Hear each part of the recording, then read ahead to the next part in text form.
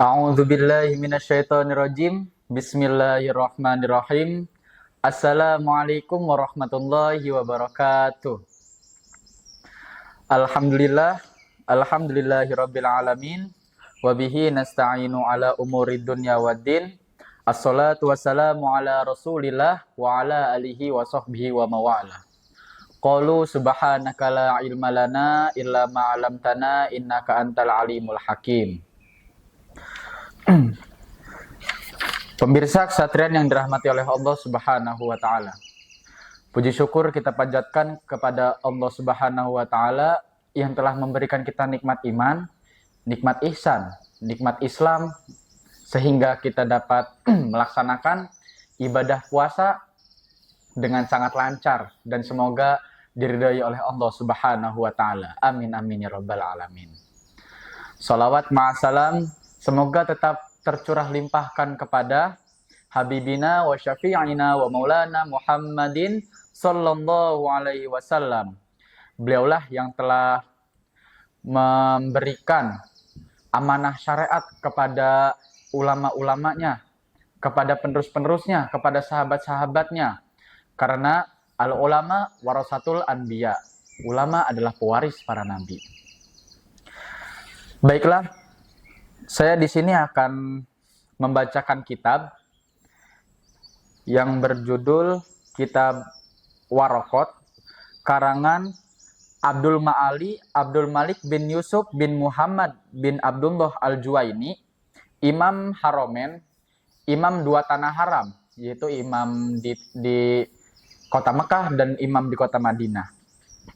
Beliau lahir pada tanggal 18 Muharram 419 Hijriah atau 12 Februari 1028 Masehi dan wafat pada tahun 25 Rabiul Awal 478 Hijriah atau 20 Agustus 1085 Masehi dalam usianya yang 59 tahun. Baiklah, saya di sini akan menjelaskan tentang usul fikih yang akan saya kaitkan dengan kewajiban atau rukun iman yang sedang kita jalani pada kesempatan kali ini, yaitu tentang puasa. A'udzu billahi minasyaitonir rajim. Bismillahirrahmanirrahim. Qala al-musannifu fi hadzal kitab wa nafa'ana bihi wa bi 'ulumihi fid dharaini amin ya rabbal alamin. Bismillahirrahmanirrahim. Fahadhihi waraqatun tastamilu ala ma'rifati fusulu min usulil fikhi.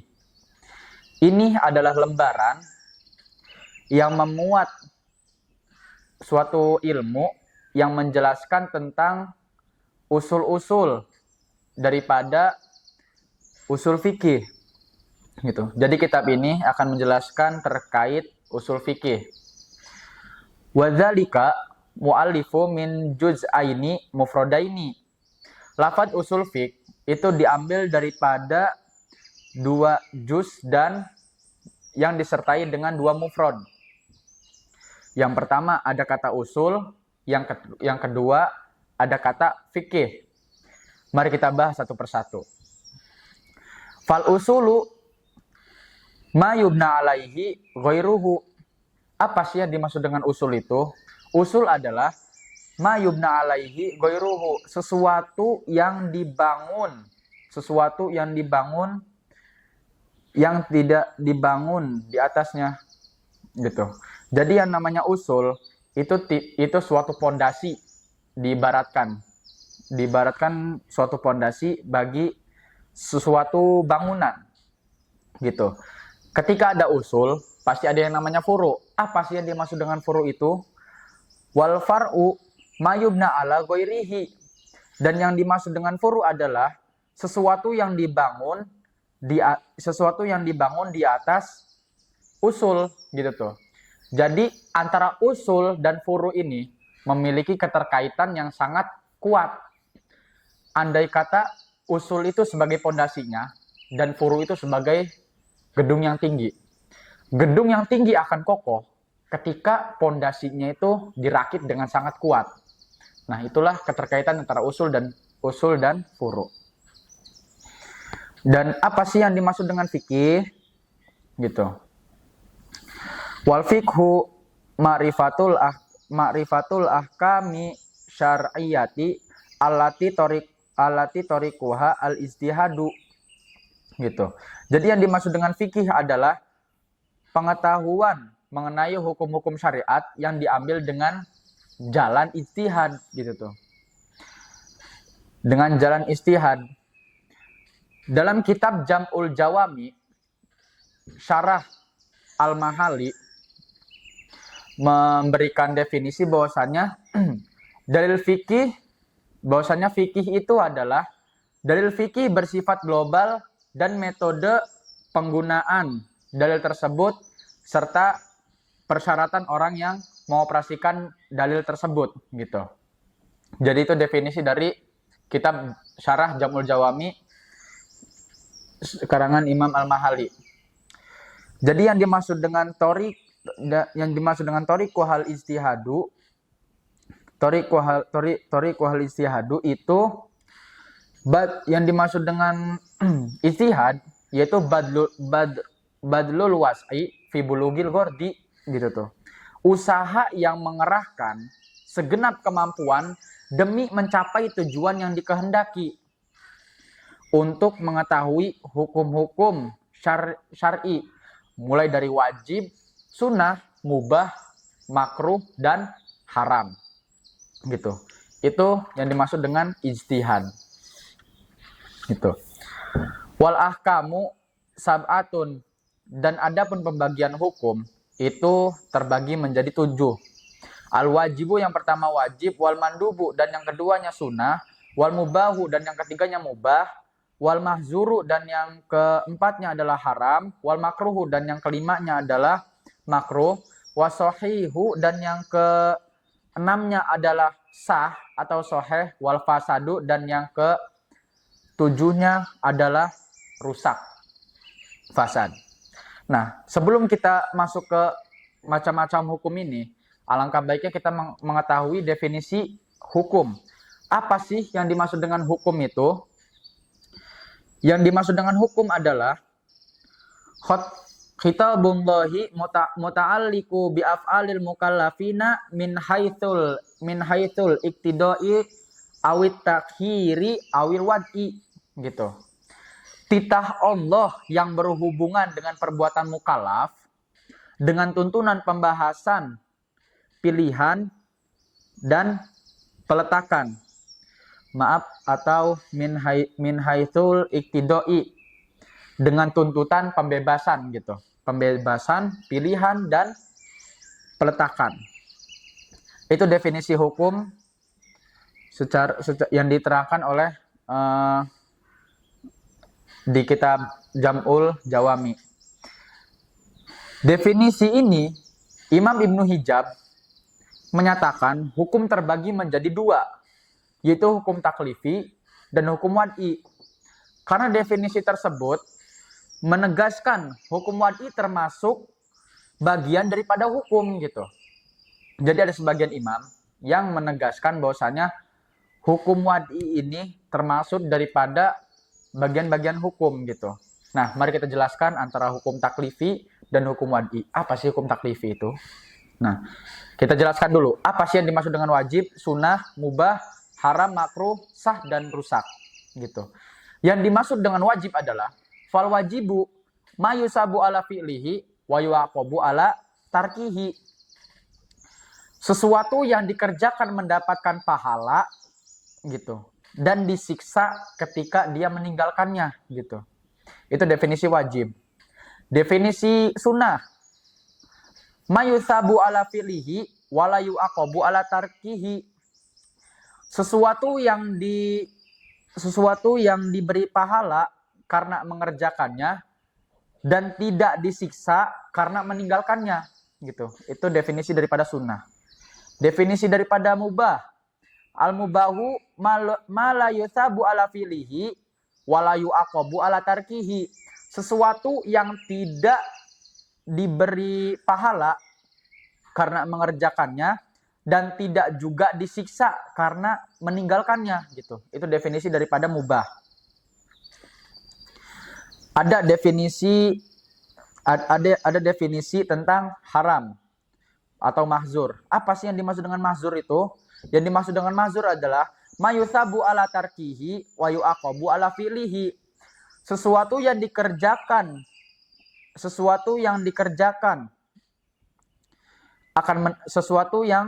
tidak dikerjakan akan mendapatkan pahala, dan apabila dikerjakan akan mendapatkan siksa. Itu definisi daripada mahzur atau keharaman. Definisi daripada makruh. Wal makruhu mayusabu ala tarkihi walayu akobu ala fi'lihi. Yang dimaksud dengan makruh adalah sesuatu yang dikerjakan akan mendapatkan pahala, dan jika ditinggalkan tidak akan mendapatkan siksa gitu. Sama halnya dengan definisi mubah. Penjelasan tentang soheh. Apa sih yang dimaksud dengan soheh itu? Wasohihu mayu ta'alaku bihi anufudu waya tadubihi gitu. Yang dimaksud dengan soheh adalah sesuatu yang dianggap berhasil kepada tujuannya dan dianggap mencapai apa yang dia inginkan gitu. Itu yang dimaksud dengan soheh.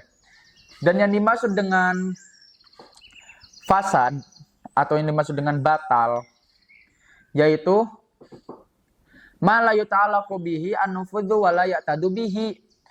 Sesuatu yang tidak berhasil dan tidak mencapai tujuannya dan dianggap tidak mencukupi gitu. Tidak mencukupi bagi apa yang dia inginkan.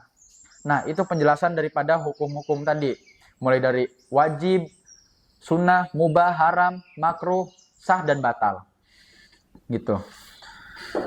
Jadi, saya di sini akan mengaitkan antara hukum taklifi dan hukum wad'i kepada rukun yang akan kita yang sedang kita jalankan pada kesempatan kali ini, yaitu puasa Ramadan. Bagaimana sih keterkaitannya? Nah, yang pertama yang kita harus pahami adalah apa sih yang dimaksud dengan taklifi gitu. Yang dimaksud dengan taklifi adalah maqtada thalabal fi'li minal mukallafi au kafihi an fi'lin au takhirin bainal fi'li wal kafi. Yang dimaksud dengan hukum taklifi adalah hukum menetapkan tuntunan melakukan suatu pekerjaan dari seorang mukallaf atau mencegah pekerjaan atau memberi seorang mukallaf ini pilihan gitu. Dan kita juga harus tahu apa sih yang dimaksud dengan hukum wad'i gitu. Yang dimaksud dengan hukum wad'i adalah wa in waroda sababan wa syarton wa mani'an wa sahihan wa fasadan liwad'i wa qad arafta hududaha. Yang dimaksud dengan hukum wad'i adalah jika titah Allah datang atau perintah Allah datang sebagai sebab, yang pertama sebab, yang kedua syarat, yang ketiga pencegah, yang keempat sah, dan yang kelima adalah batal. Maka dinamakan kitab wad'i seperti yang telah kita ketahui gitu tuh. Nah, perbedaan daripada hukum taklifi dan hukum wad'i adalah hukum taklifi mengatur hukum-hukum yang mempengaruhi daripada orang yang mengerjakannya. Misal, wajib, kenapa dihukumi wajib? Sunnah, kenapa dihukumi sunnah? Mubah, kenapa dihukumi mubah? Dan haram, kenapa dihukumi haram? Dan lain sebagainya. Itu dalam konteks taklifi.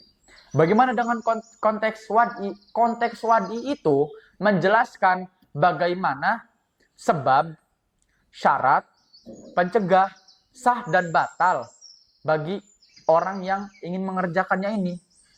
Dan sebab-sebab dari Allah Subhanahu wa taala itu bagaimana gitu tuh. Nah, saya di sini akan mengaitkan hukum taklifi dan wad'i dengan syarat-syarat puasa.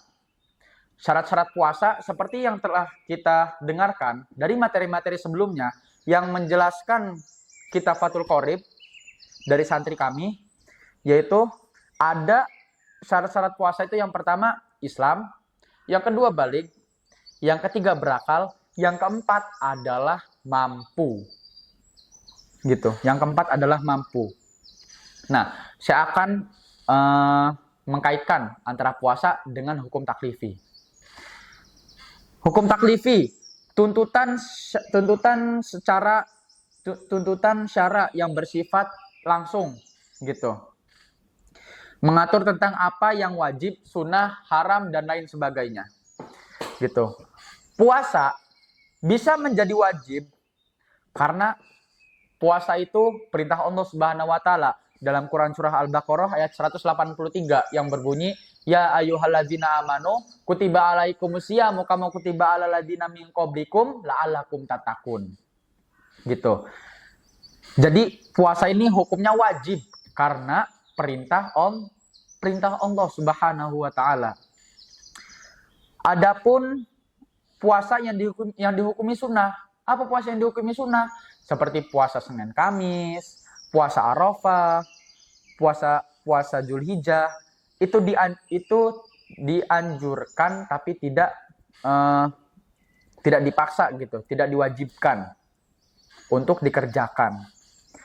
Yang ketiga, hukum puasa bisa menjadi haram. Hukum puasa bisa menjadi haram.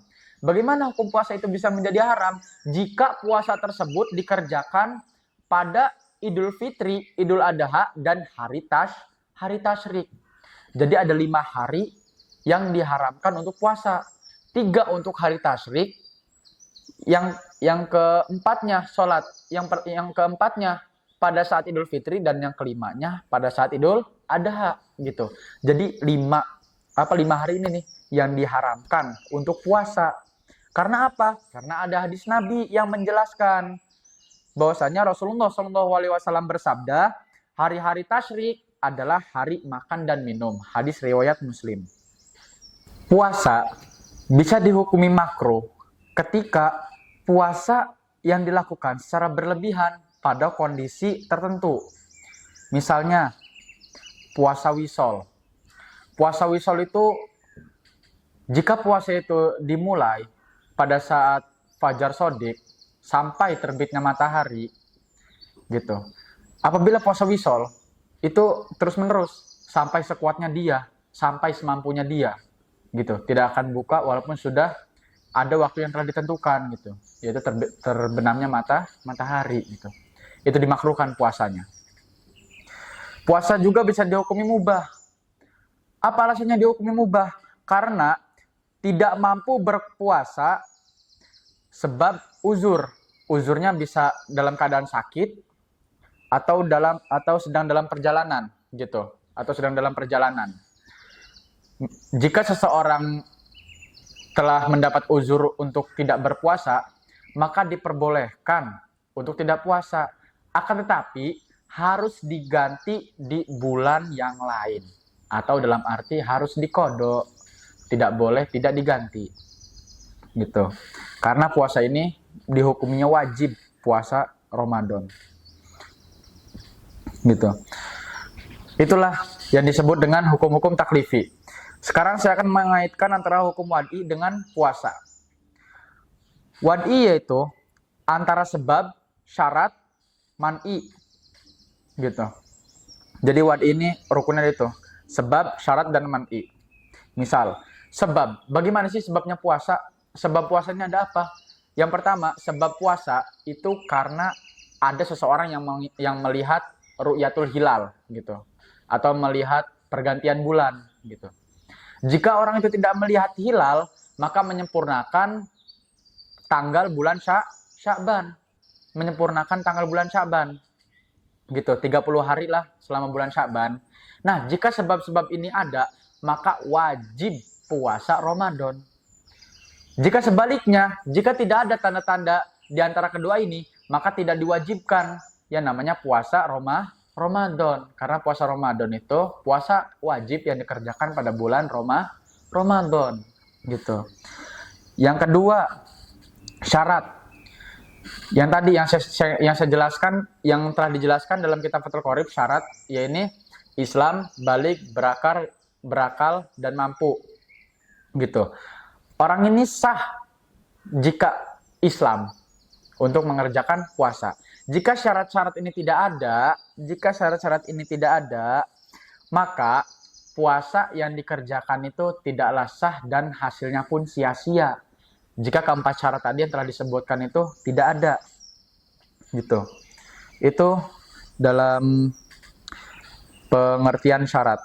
Dan yang ketiga ada yang namanya halangan. Apa saja yang membuat terhalangnya puasa gitu tuh. Tidak bisa puasa karena ada halangan atau ada uzur. Apa saja halangannya? Yang pertama ada haid, nifas gitu. Terus sakit berat atau berpergian. Nah, itulah halangan-halangan dalam menjalankan puasa. Nah, maka dalam hukum wadi inilah muncullah hukum-hukum yang lain, wajib, sunnah, mubah, makruh dan haram gitu. Jika seseorang memiliki halangan ini, kewajiban tidak berlaku atau tidak sah melakukannya gitu. Jika terdapat halangan-halangan ini, maka puasanya tidak sah dan hasilnya pun sia-sia. Kesimpulan dalam pembahasan kali ini adalah hukum taklifi mengatur status hukum dari pelaksanaan puasa, baik itu wajib, sunnah, mubah, makruh, dan haram. Sedangkan hukum wadi itu mengatur syarat, sebab, dan halangan yang menentukan kapan puasa menjadi wajib, sah atau tidaknya puasa itu dilaksanakan gitu. Nah, dengan memahami kedua jenis hukum ini, umat muslim dapat melaksanakan puasa dengan benar sesuai dengan syariat Islam. Mungkin hanya ini yang dapat kami sampaikan, kurang dan lebihnya kami mohon maaf. Selamat menanti hidangan berbuka puasa. Wallahu a'lamu bishawab. Wallahu fi aunil abdi, maka nal abdu fi auni akhihi. Wallahul muwafiq ila aqwamit thoriq. Wassalamualaikum warahmatullahi wabarakatuh.